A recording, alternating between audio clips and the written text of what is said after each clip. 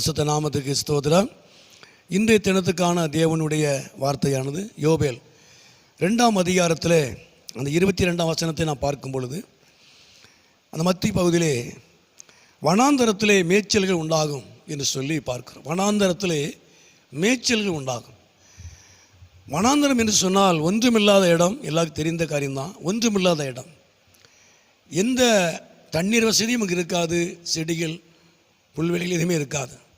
அப்படிப்பட்டதான வனாந்தரத்தை தேவன் மேய்ச்சல்கள் உண்டாகும்படி அவர் ஆசீர்வதிக்கிறவர்.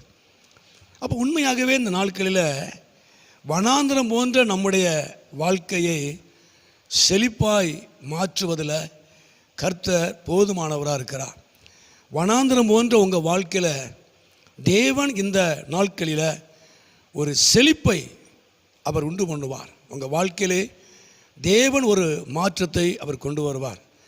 இந்த காரியம் செழிப்பாய் மாறுவதற்கு, மாற்றம் நடப்பதற்கு தேவன் சில காரியத்தை வைத்திருக்கிறார். ஒரே காரியம், அதாவது அந்த 12 வசனத்தை வாசிக்கும் பொழுது, உங்கள் முழு இருதயத்தோடு கர்த்தரிடத்தில் என்னிடத்தில் திரும்புங்கள் என்று சொல்லப்படுகிறது. கர்த்தரிடத்தில் திரும்பணும்.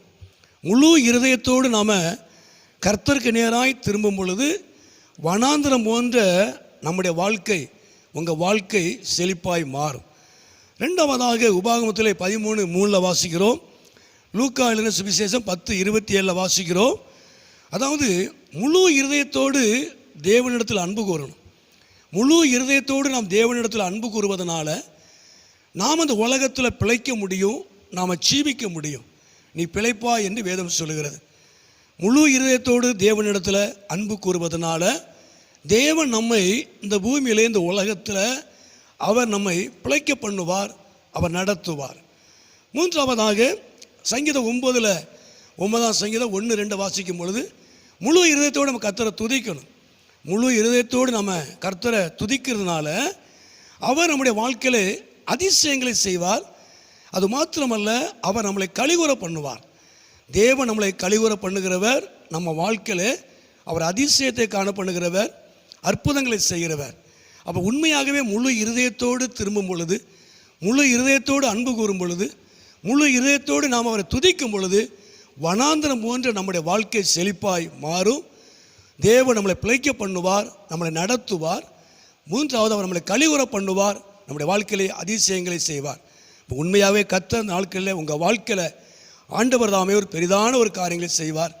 வனாந்தரம் போன்ற உங்கள் வாழ்க்கையில் தேவன் நல்ல ஒரு செழிப்பை அவர் உண்டு பண்ணுவார், ஒரு மாற்றத்தை கர்த்தர் தருவார், அவர் உங்களை ஆசீர்வதிப்பார். ஜெபம்.